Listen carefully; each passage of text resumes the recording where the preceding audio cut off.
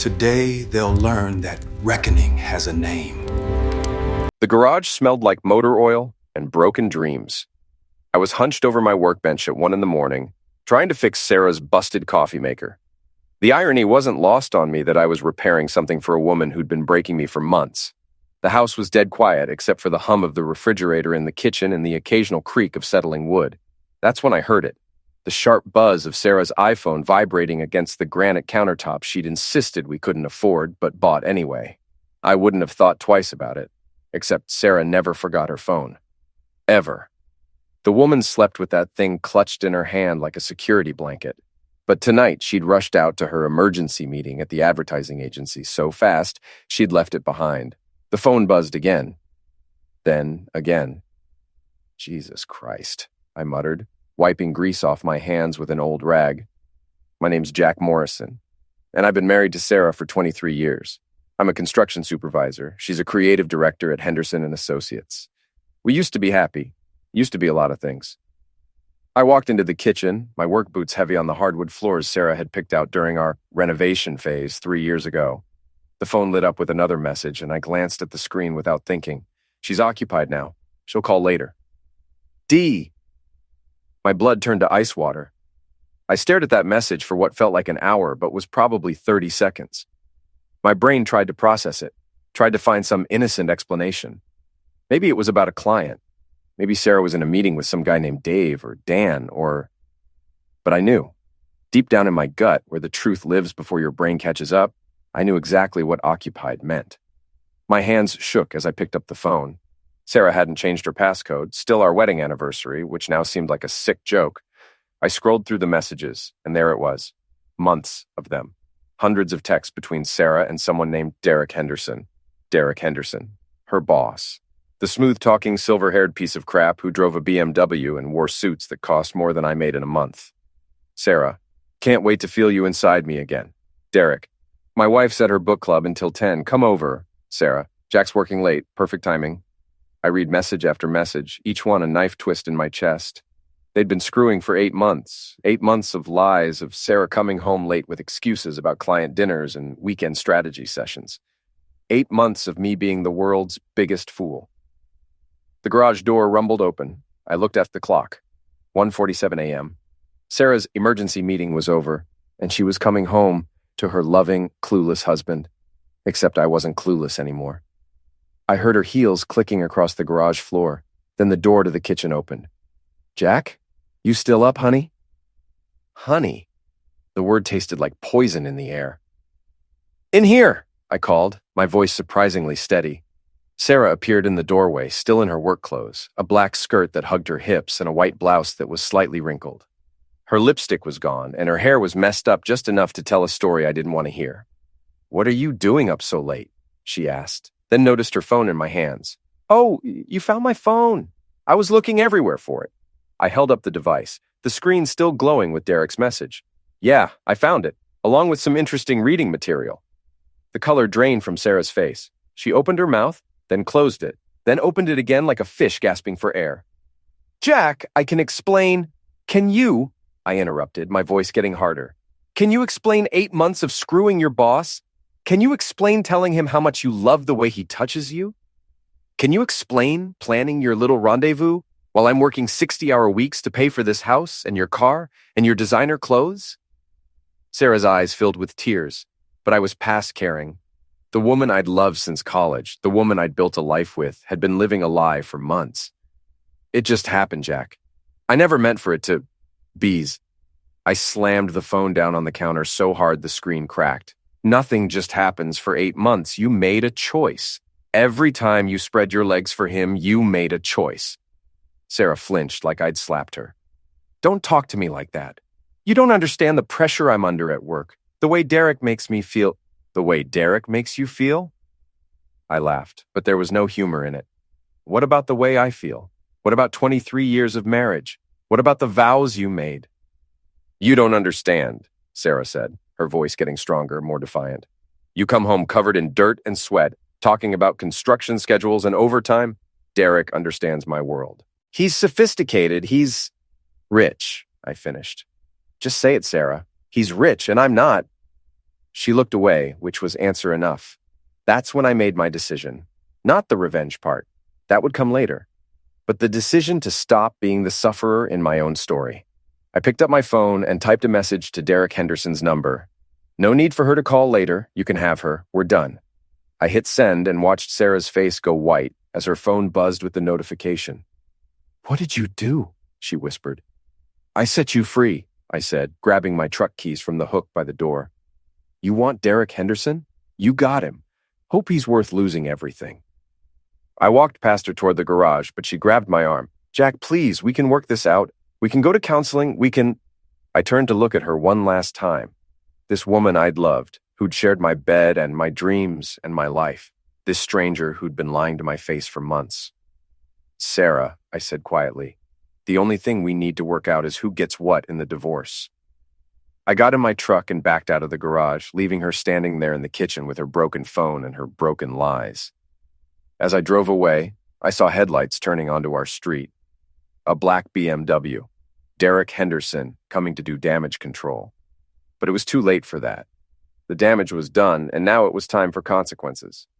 I drove through the empty streets of our small main city, past the closed shops and darkened houses where normal people were sleeping in their beds, trusting their spouses, living honest lives. The kind of life I thought I had until an hour ago.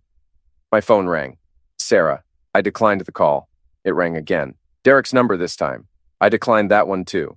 They could panic all they wanted. They could scramble and scheme and try to figure out how to contain this mess. But they'd forgotten one important thing about Jack Morrison. I might be a blue-collar guy who gets his hands dirty for a living, but I'm not stupid, and I'm sure as hell not going to be anyone's fool. Not anymore. I ended up at Murphy's Tavern, the kind of dive bar where the beer is cheap, the lighting is dim, and nobody asks questions about why you're drinking alone at 2 a.m. The bartender, a grizzled old-timer named Pete, just nodded when I ordered a whiskey and left me alone with my thoughts. Those thoughts weren't pretty. 23 years. That's how long Sarah and I had been married. We'd met in college. She was studying marketing. I was getting my degree in construction management. She was smart and funny and had this laugh that could light up a room. I fell hard and fast, and somehow, miracle of miracles, she fell for me too.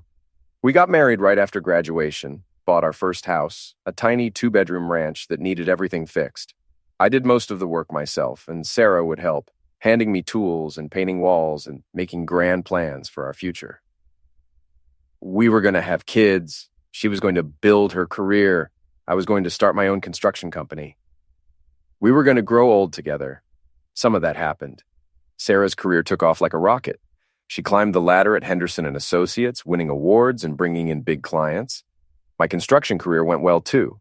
I became a supervisor, earned good money, provided a comfortable life for us. But the kids never came. After years of trying and disappointment, we just stopped talking about it. The space where those children should have been filled up with other things. Work, hobbies, the slow drift that happens when two people stop really seeing each other. But I never stopped loving her. Even when she started working later and later, even when she began traveling more for business, even when the intimate moments between us became rare and mechanical. I thought it was just a rough patch. I thought we'd work through it. I was halfway through my second whiskey when someone slid onto the bar stool next to me. Jack Morrison, drinking alone at Murphy's at 2:30 in the morning. This can't be good. I looked up to see Detective Ray Sullivan settling his bulk onto the stool. Ray and I went way back. We'd played football together in high school, before he went into law enforcement and I went into construction. He was 3 years from retirement with gray hair, a beer gut, and the kind of world-weary eyes that came from seeing too much human stupidity. Ray, I nodded. What brings you to this fine establishment? Got a call about a domestic disturbance on Elm Street. Turned out to be nothing. Drunk college kids fighting over a girl. Saw your truck in the parking lot on my way back to the station. He signaled Pete for a beer. Want to tell me why you look like someone ran over your dog?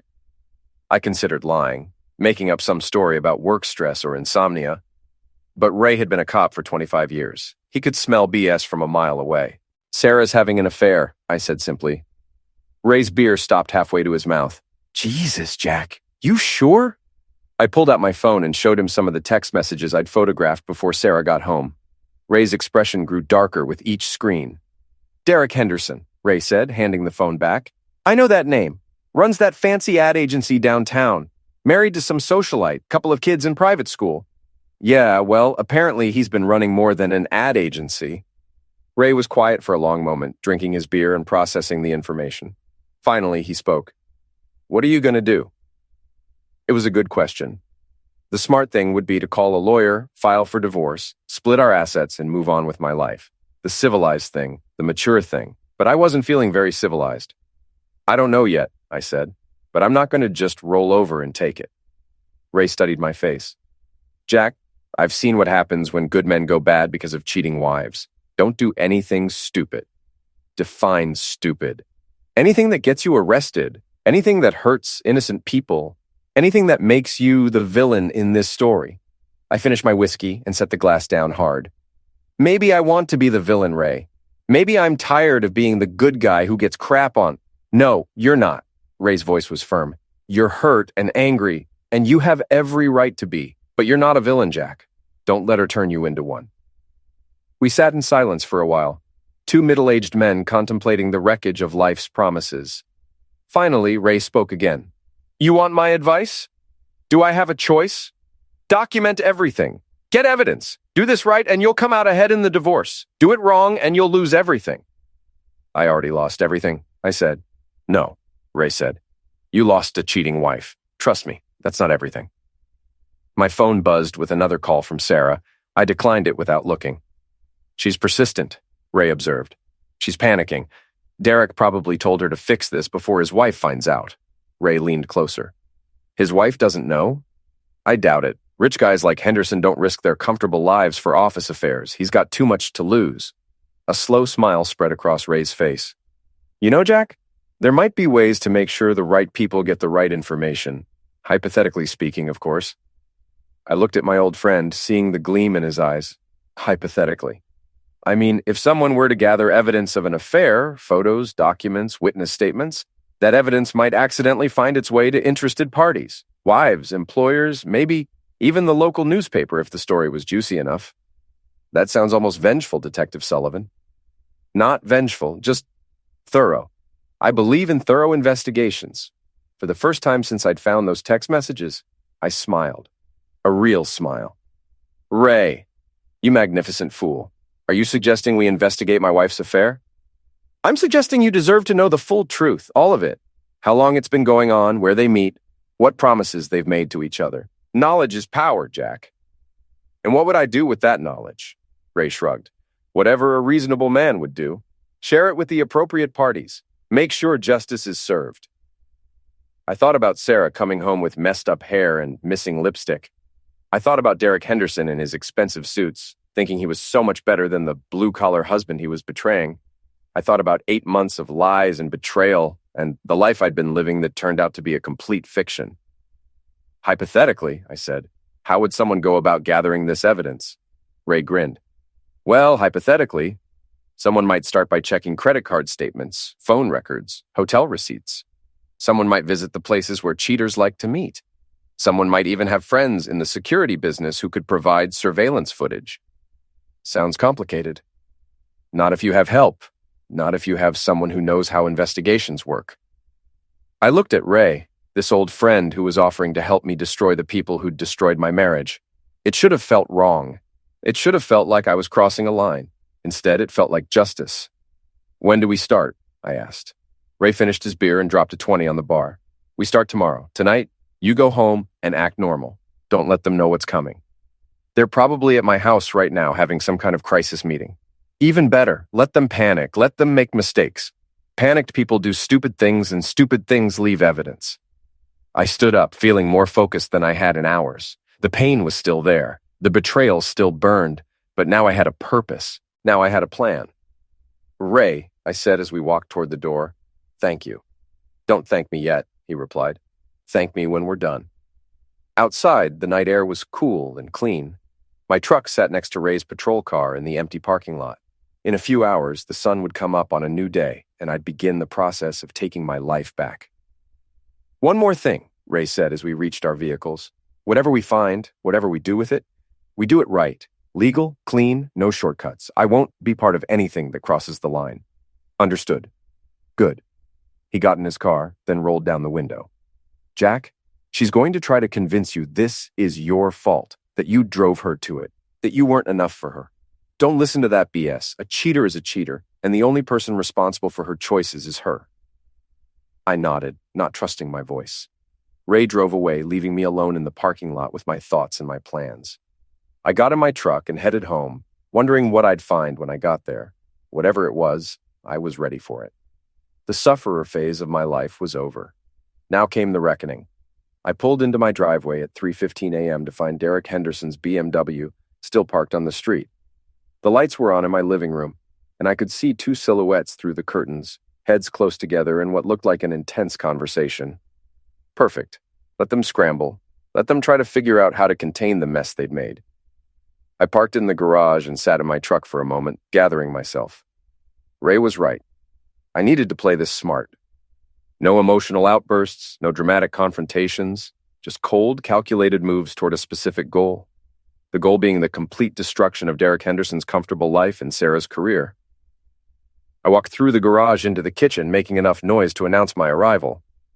The conversation in the living room stopped abruptly, followed by urgent whispers and the sound of movement. Sarah appeared in the kitchen doorway, her eyes red from crying. Behind her, Derek Henderson stood awkwardly by the fireplace, looking like he'd rather be anywhere else in the world. "Jack," Sarah said, her voice shaky, "we need to talk." "No," I said, opening the refrigerator and grabbing a beer. "You need to talk. I need to listen to whatever BS story you've cooked up." Derek stepped forward, trying to look authoritative. In person, he was smaller than I'd expected, maybe 5'10", soft around the middle, with the kind of pale complexion that came from spending too much time in boardrooms and not enough time in the sun. "Jack, I want you to know that Sarah and I never intended for this to happen. It was just—" "Stop right there," I interrupted, pointing my beer bottle at him. "You're in my house at 3 a.m. because you've been screwing my wife for 8 months. The last thing I want to hear is how you never intended for it to happen." Derek's face flushed. "There's no need to be crude about this." I laughed, a harsh sound that made both of them flinch. "Crude? You want to talk about crude? How about screwing another man's wife while he's working overtime to pay for her lifestyle? How about lying to your own wife while you're playing house with mine?" "Jack, please," Sarah said, stepping between us. "Can we just sit down and discuss this like adults?" "Adults?" I took a long pull from my beer, studying both of them. Adults don't sneak around behind their spouse's back for 8 months. Adults don't send text messages about how they can't wait to feel each other inside them. Sarah's face went white. Derek looked like he might throw up. "You read all of them, didn't you?" Sarah whispered. "Every single one, very educational. I especially like the one where you told him you wished you'd met him before you married me. That was a nice touch." Derek cleared his throat, trying to regain some composure. "Look, Jack, I understand you're upset." "Upset?" I set my beer down and took a step toward him. Derek instinctively backed up. "I'm not upset, Derek. I'm furious. There's a difference. We can work this out," Sarah said desperately. "We can go to counseling. We can—" "Sarah, shut up!" My voice was quiet, but it cut through her words like a blade. "Just shut up and let me think." I walked to the kitchen window and looked out at the street. A few house lights were starting to come on. Early risers getting ready for work. Normal people living normal lives. People who weren't dealing with cheating spouses and home-wrecking bosses. When I turned back, Derek and Sarah were holding hands. The sight of it made my stomach turn. "Here's what's going to happen," I said calmly. "Derek, you're going to get in your car and drive home to your wife and kids. You're going to pretend this conversation never happened." Derek nodded eagerly, clearly ready to escape. "Sarah, you're going to pack a bag and find somewhere else to stay. I don't care where. Derek's house, a hotel, your sister's place, I don't give a crap, but you're not sleeping in my bed tonight. Jack, this is my house too. Not anymore. Not after what you've done." Derek squeezed Sarah's hand. "You can stay at the Marriott downtown. I'll pay for it." The casual way he offered to pay for her hotel room told me everything I needed to know about their relationship. This wasn't just Zex. Derek was already taking care of Sarah financially. Probably had been for months. "How generous," I said. "The least you can do after screwing up both our lives." Derek's face hardened. "Now look here, Jack." "No, you look here." I stepped closer to him, close enough that he had to tilt his head back to meet my eyes. "You're a hunter. You used your position of power to seduce my wife, and now you're trying to act like the sufferer. But here's the thing, Derek. I'm not going away quietly. I'm not going to disappear so you two can play house without consequences. What's that supposed to mean? Sarah asked. I smiled, but there was no warmth in it. It means you both made choices. Now you get to live with them.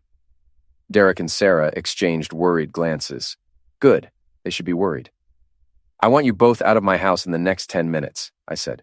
After that, Sarah, you can communicate with me through lawyers. Derek, if I see you on my property again, we're going to have a very different kind of conversation. Derek practically ran for the door. Sarah lingered, tears streaming down her face. Jack, I know you hate me right now, but I did love you. I still do. In my way. Your way, I repeated. Yeah, I've seen your way, Sarah. It involves a lot of lying and spreading your legs for your boss. That's not love. That's selfishness. She flinched as if I'd slapped her. You don't have to be cruel. Cruel? I finished my beer and set the empty bottle on the counter. Honey, I haven't even started being cruel yet.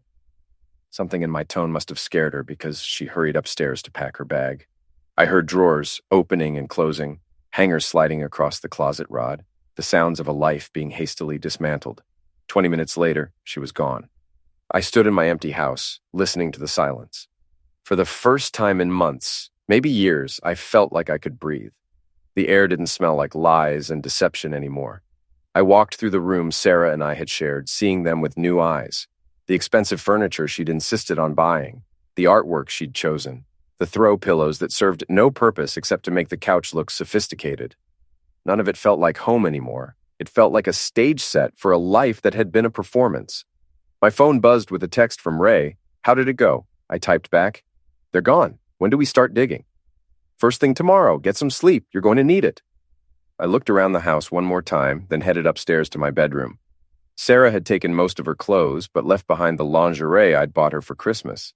The expensive stuff she'd claimed was too fancy for everyday wear. Now I knew who she'd been saving it for. I gathered up every piece of lace and silk, carried it downstairs, and threw it all in the fireplace. I lit a match and watched it burn, the flames dancing over the remnants of closeness that had been a lie. As the last piece of fabric turned to ash, I made myself a promise. Derek Henderson and Sarah Morrison thought they could betray me and walk away clean. They thought I'd be the quiet, dignified sufferer who'd suffer in silence while they built their new life on the ruins of my old one. They were wrong. By the time I was done with them, they'd wish they'd never heard the name Jack Morrison. I went to bed that night with a clear conscience and a dark purpose. Tomorrow, the real work would begin. Ray showed up at my house the next morning at 7 sharp, carrying 2 cups of coffee and a manila folder thick with papers. You look like hell, he said, handing me one of the cups. Didn't sleep much. I'd spent most of the night staring at the ceiling, alternating between rage and planning. What's in the folder? The beginning of Derek Henderson's very bad week. Ray settled into one of the kitchen chairs and opened the folder. I did some preliminary research last night. Your boy Derek has been a busy man. I sat across from him, trying to focus despite the exhaustion. What did you find? Let's start with the basics. Derek Henderson, age 52, married to Patricia Henderson for 18 years. 2 kids, a boy 16, a girl 14, lives in a $4 million house on Lake Sebago, drives a BMW, owns a boat, belongs to the country club. Sounds like a real pillar of the community. Oh, it gets better. Henderson and Associates is one of the most successful ad agencies in the state. Derek's the majority owner, and, according to public records, the company's worth about $12 million. I whistled low. No wonder Sarah was impressed. Here's where it gets interesting. Ray pulled out a stack of credit card statements. I have a friend who works in financial investigations. Hypothetically speaking, if someone wanted to examine Derek Henderson's spending patterns, they might find some very interesting charges. He spread the statements across the table. Even upside down, I could see the highlighted entries. Hotel rooms, Ray said, pointing to the charges. Always the same place, the Eastland Park Hotel downtown. Always booked for 3 hours in the afternoon. Always paid for with Derek's personal credit card, not the business account. Smart, keeps it separate from company expenses. Not smart enough. Look at the dates. I studied the highlighted charges, and a pattern emerged. Every Tuesday and Thursday for the past 8 months, with a few random weekday afternoons thrown in. Sarah's been working late on Tuesdays and Thursdays, I said, the pieces clicking into place. Bingo, and look at this. Ray pulled out another document. Hotel security footage request log. Guess who requested access to the parking garage cameras for those exact dates? You? My friend in hotel security. Turns out they keep footage for 6 months before overwriting. We've got Derek's BMW and Sarah's Honda arriving and leaving together on at least a dozen occasions. I felt a surge of satisfaction. This was evidence. Real, concrete proof that would hold up in court. There's more, Ray continued. Derek's been using his business credit card to pay for dinners at expensive restaurants. Always for 2 people. Always on nights when he told his wife he was working late. How do you know what he told his wife? Ray grinned. Because Patricia Henderson is a very active member of the Lake Sebago Women's Club. They have a newsletter. Every month, Patricia writes a little column about her family life, including how proud she is of her hard-working husband who's been putting in so many extra hours lately to land new clients. Jesus, she has no idea. None. And neither do Derek's business partners. I checked with the secretary at Henderson and Associates. Derek's been telling them he's been meeting with potential clients on those Tuesday and Thursday afternoons. Clients who don't exist. I leaned back in my chair, processing the information. Derek Henderson wasn't just cheating on his wife. He was lying to his business partners and using company time for his affair. What about Sarah? I asked. Your wife's been more careful, but not careful enough. She's been using her personal credit card for things like lingerie, perfume, and birth control pills. Birth control? I felt like I'd been punched in the gut. We haven't used birth control in 10 years. We were trying to have kids. Ray's expression softened. I'm sorry, Jack. I know this is hard to hear. No, it's good to know. It means she was planning this, not just falling into it. I took a deep breath, pushing down the emotion. What else? Sarah's been getting her hair done every Tuesday morning at an expensive salon downtown. Manicures, pedicures, the works. Always charged to her personal card, always on the day she was meeting Derek. The picture was becoming clearer, and it was uglier than I'd imagined. Sarah hadn't just been having an affair. She'd been conducting a full-scale deception, grooming herself for her lover while lying to me about working late. How much evidence do we have? I asked. Enough to prove the affair in court, enough to make sure you get a favorable divorce settlement. But if you want to really hurt them, we need more. What kind of more? Ray leaned forward, his voice dropping. We need to prove that Derek's been using company resources for personal business. We need to show that Sarah's been neglecting her actual work responsibilities. We need evidence that will destroy their professional reputations, not just their personal ones. How do we get that? We need someone on the inside, someone at Henderson and Associates who can give us access to Derek's calendar, his emails, his client files. I thought about the people Sarah had mentioned from work over the years, her assistant, the other creative directors, the account managers she'd complained about. Sarah's best friend at work is Jennifer Walsh, I said. They've been close for years. Jennifer's the HR director. Perfect. HR directors have access to everything. Personnel files, email logs, expense reports. If we could convince Jennifer to help us. Why would she help us? She's Sarah's friend, Ray smiled. Because my friend Jennifer Walsh has her own reasons to want Derek Henderson taken down a few pegs. He pulled out another document, a complaint filed with the Maine Human Rights Commission.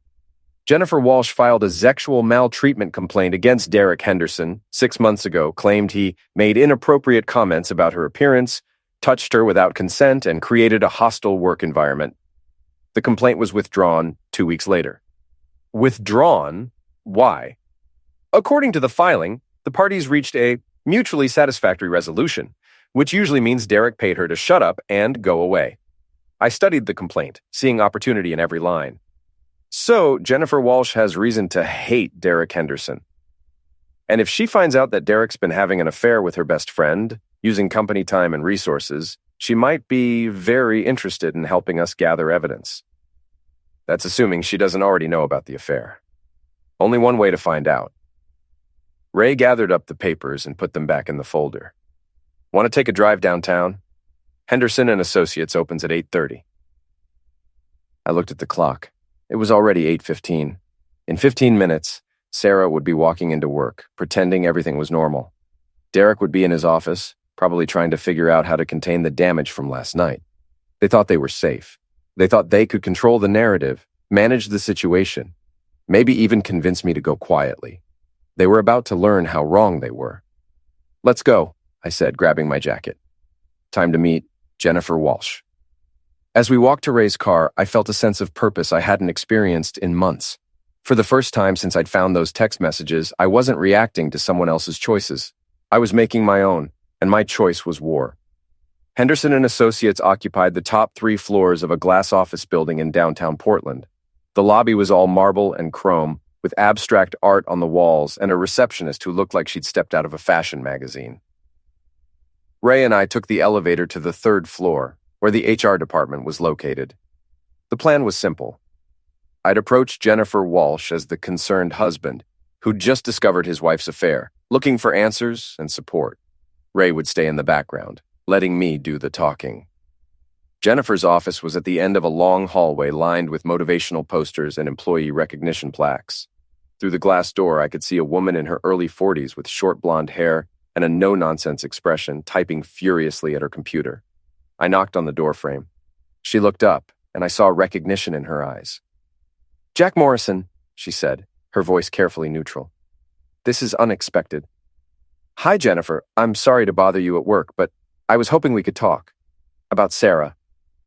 Jennifer's expression didn't change, but I caught the slight tightening around her eyes. "What about Sarah?" "I think you know what about Sarah." We stared at each other for a long moment. Finally, Jennifer sighed and gestured for me to come in. She closed the door behind me and pulled the blinds. "How long have you known?" she asked. "I found out last night. You?" "I suspected for months. Confirmed it about 3 weeks ago when I saw them together at the Eastland Park Hotel." She sat behind her desk, her hands folded. "I'm sorry, Jack. I know this must be devastating." "It is, but right now I'm more angry than devastated." I leaned forward in my chair. "Jennifer, I need to know the truth. All of it. How long has this been going on? How serious is it? Are they planning to leave their spouses?" Jennifer was quiet for a long time, clearly wrestling with conflicting loyalties. Finally, she spoke. "They've been sleeping together for about 8 months, but the emotional affair started before that. Derek's been grooming Sarah for over a year. Special projects, private meetings, business trips that didn't need to involve her." "Business trips? Chicago, New York, Boston? Always for client development, always just the 2 of them. The company paid for separate hotel rooms, but..." She shrugged. "But they only used one." "Exactly. And Sarah's been different since this started. More confident, more demanding. She got a promotion 6 months ago that she wasn't really qualified for. Derek created the position specifically for her." I felt the familiar burn of betrayal. Sarah had told me about the promotion, how proud she was of earning it through hard work and talent. Another lie. "What about Derek's wife? Does she suspect anything?" "Patricia, no, I don't think so. She's very involved in her charity work and the kids' activities. Derek's always been a workaholic, so the late nights and business trips don't seem unusual to her." "And Derek's partners? Do they know what's going on?" Jennifer's expression hardened. "Derek's partners think he's been working overtime to land new clients. They don't know he's been using company time and resources to conduct an affair." "That must piss you off." "You have no idea." Jennifer's professional composure cracked slightly. "Do you know what Derek Henderson did to me 6 months ago?" I nodded. "Ray Sullivan filled me in. I'm sorry that happened to you." "Ray Sullivan? The detective?" Jennifer looked confused. "He's an old friend. He's helping me gather evidence for the divorce." Jennifer's eyes widened. "Evidence? What kind of evidence?" I pulled out copies of some of the documents Ray had shown me. The hotel receipts, the credit card statements, the timeline of meetings that corresponded with Sarah's late nights. Jennifer studied the papers, her expression growing darker with each page. "Son of a witch," she whispered. "He's been using the company credit card for some of these dinners. And look at this. He charged a weekend in Boston to the business account, claimed it was for the Morrison Industries pitch." "Morrison Industries?" "A client we were trying to land. The pitch meeting was on a Friday, but Derek and Sarah stayed through Sunday. Charged everything to the company. Hotel, meals, even room service. Room service to one room or two? According to this, just one room. A suite at the Four Seasons." Jennifer looked up at me. "Jack, this isn't just an affair. This is embezzlement. Derek's been stealing from his own company to fund his relationship with your wife." I felt a surge of excitement. This was exactly what Ray and I had been looking for. Evidence that would destroy Derek professionally, not just personally. Jennifer, I need your help. She leaned back in her chair, studying me. What kind of help?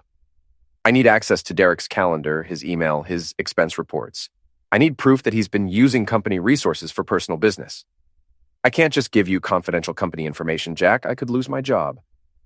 You could also get justice for what Derek did to you. Jennifer was quiet for a long time, clearly torn. Finally, she spoke. What Derek did to me wasn't just sexual maltreatment. He made me feel powerless, humiliated. And when I tried to fight back, he bought me off and made me sign a non-disclosure agreement.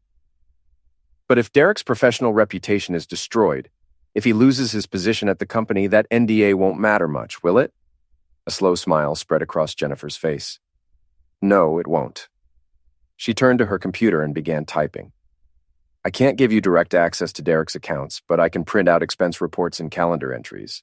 Hypothetically speaking, if those documents were to accidentally end up in the wrong hands, hypothetically speaking, those documents might find their way to Derek's business partners and his wife, and maybe the IRS if there are tax implications. That would be unfortunate for Derek. We worked for the next hour, with Jennifer printing out months of expense reports, calendar entries, and email logs. The evidence was damning. Derek had been charging personal expenses to the company account, scheduling fake client meetings to cover his affairs, and using his position to give Sarah unearned promotions and bonuses. There's one more thing, Jennifer said, as she handed me the last stack of papers. Derek's been telling his partners that he's close to landing a huge new client, Coastal Development Group. It would be a $10 million account. Is he? The client doesn't exist. Derek made it up to explain why he's been so busy lately. His partners are expecting him to announce the deal at the company retreat next month. What happens when he can't deliver? He loses his partnership, probably gets sued by his business partners for fraud. I gathered up all the documents, my mind racing with possibilities. This was more than I dared hope for, not just evidence of the affair, but proof of professional misconduct that would destroy Derek's career. Jennifer, I can't thank you enough for this. Don't thank me yet. Thank me when Derek Henderson gets what's coming to him. As I stood to leave, Jennifer grabbed my arm. Jack, be careful. Derek's not going to take this lying down. When cornered, he can be vicious. So can I said, so can I. I met Ray in the lobby, and we walked to his car in silence. Once we were inside, I showed him the documents Jennifer had given us. Ray whistled low as he flipped through the papers. This is a gold mine, Jack. With this evidence, we can destroy Derek Henderson's career, his marriage, and probably send him to prison for embezzlement. What's our next move? We organize everything, build a timeline, and then we start making strategic revelations. First to Derek's business partners, then to his wife, then to the authorities. What about Sarah? Ray's expression hardened.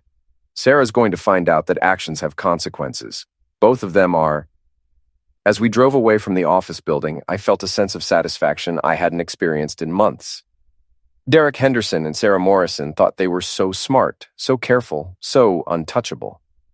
They were about to learn how wrong they were. The reckoning was coming, and I was going to enjoy every minute of it. 3 days later, I was ready to make my first move. Ray and I had organized all the evidence into a comprehensive timeline that painted a damning picture of Derek Henderson's professional and personal misconduct. We had hotel receipts, credit card statements, fake calendar entries, and expense reports that showed a clear pattern of using company resources for personal affairs. But before I went nuclear, I wanted to give Derek and Sarah one last chance to come clean. Not because I was feeling generous. I just wanted to see them lie to my face one more time before I destroyed them. I called Sarah and asked her to meet me at Murphy's Tavern at 6 o'clock. Neutral ground, public place, somewhere she'd feel safe enough to be honest. Or at least honest enough to hang herself with her own words. She arrived 10 minutes late, looking nervous and overdressed for a dive bar. She'd clearly spent time on her appearance. Fresh highlights in her hair, a new dress I didn't recognize, expensive jewelry that definitely wasn't in our budget when we were married.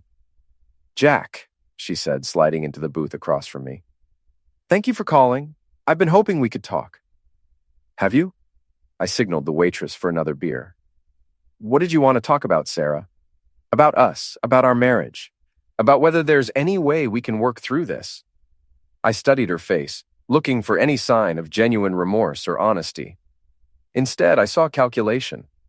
She was working an angle, trying to manipulate the situation to her advantage. Work through what exactly? I asked. The affair. I know what I did was wrong, Jack. I know I hurt you, but it wasn't about not loving you. It was about feeling trapped, feeling like I needed something more in my life. Something more. Like Derek Henderson's pecker? Sarah flinched. Don't be crude. I'm being accurate. You felt like you needed Derek Henderson's pecker in your life, so you went out and got it. For 8 months. It wasn't just physical, Sarah said, leaning forward. Derek understands me in ways you never did. He appreciates my intelligence, my creativity. Your willingness to screw him in hotel rooms on company time? Sarah's face flushed. Why are you being so hostile? I'm trying to have a mature conversation about our relationship. Our relationship? I laughed, a harsh sound that made the couple at the next table look over. Sarah, we don't have a relationship. We have a legal contract that you violated by screwing your boss for 8 months. I want to try to fix this, she said desperately. We could go to counseling. We could... Answer me one question, I interrupted. Are you still sleeping with Derek? Sarah's mouth opened and closed like a fish gasping for air. That was answer enough. You are, aren't you? You're still screwing him, even after I found out, even while you're sitting here talking about fixing our marriage. It's complicated, Jack. You don't understand the situation. I understand the situation perfectly. You want to have your cake and eat it too. You want to keep Derek for the excitement and the money, and keep me for the security and the respectability. That's not true? Bees. I leaned across the table, my voice dropping to a whisper. Sarah, I know everything. I know about the hotel rooms, the fake business trips, the promotion you didn't earn, the company credit cards Derek's been using to pay for your dinners. I know about the birth control pills, the expensive lingerie, the salon appointments before your afternoon screws. Sarah's face went white.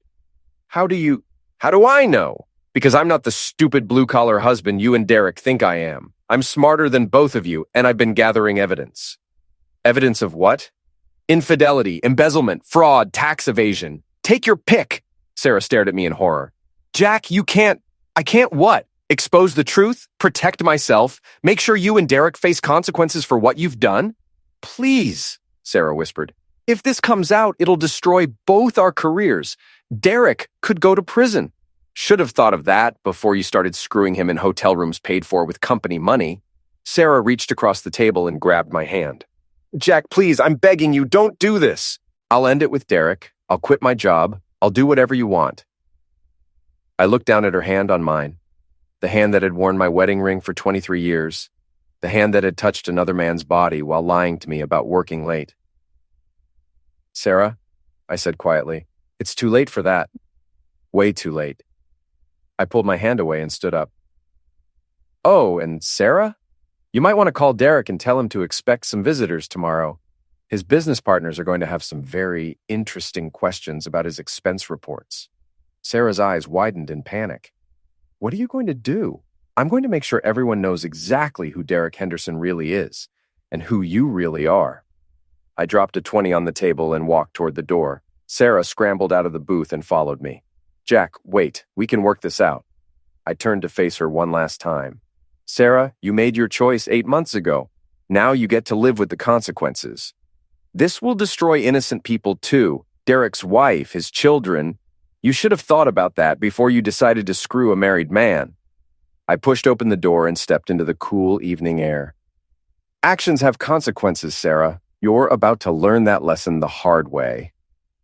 I got in my truck and drove away, leaving Sarah standing in the parking lot of Murphy's Tavern with her cell phone pressed to her ear, probably calling Derek to warn him that their world was about to come crashing down. Good. Let them panic. Let them scramble to try to contain the damage. It wouldn't matter. By tomorrow morning, Derek Henderson's business partners would know exactly how their trusted colleague had been spending company money. By tomorrow afternoon, Patricia Henderson would know exactly what her devoted husband had been doing during his late nights at the office. And by tomorrow evening, the whole city would know that Derek Henderson and Sarah Morrison were cheating, lying, embezzling pieces of crap who'd finally been caught.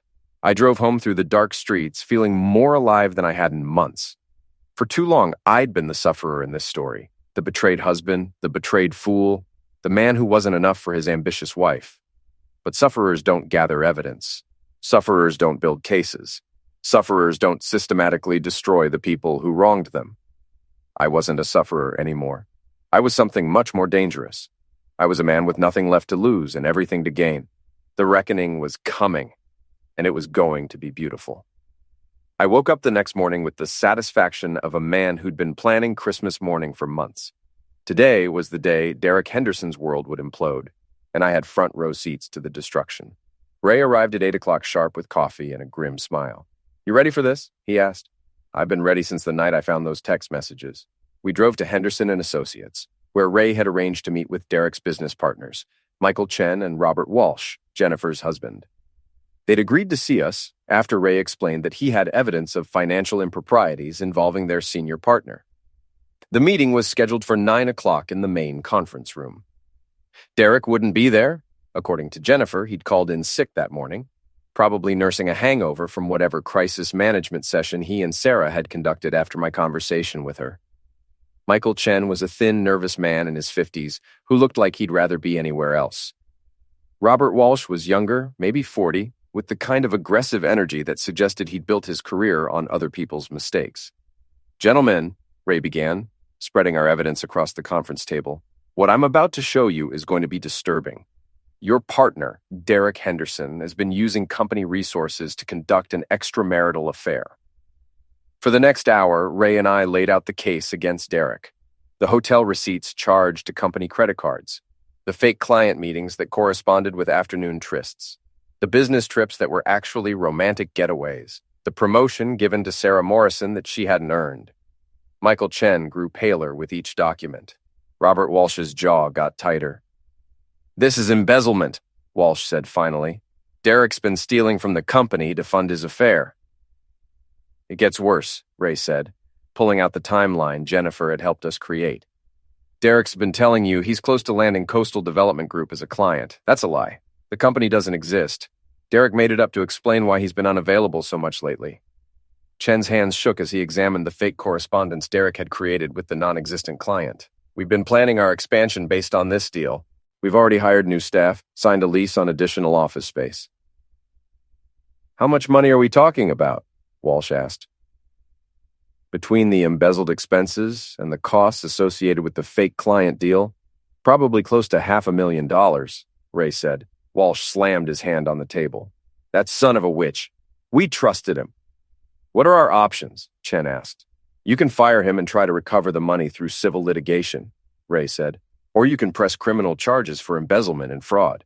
Either way, Derek Henderson's career in advertising is over." "What about the woman he was having the affair with?" Walsh asked. "Sarah Morrison."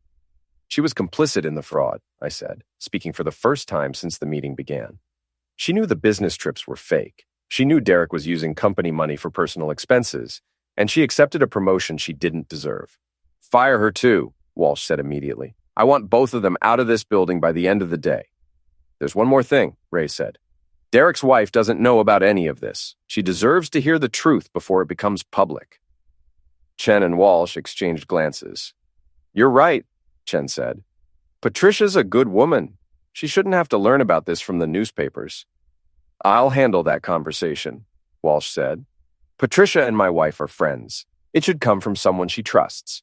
As the meeting broke up, I felt a deep sense of satisfaction. Phase 1 of Derek Henderson's destruction was complete.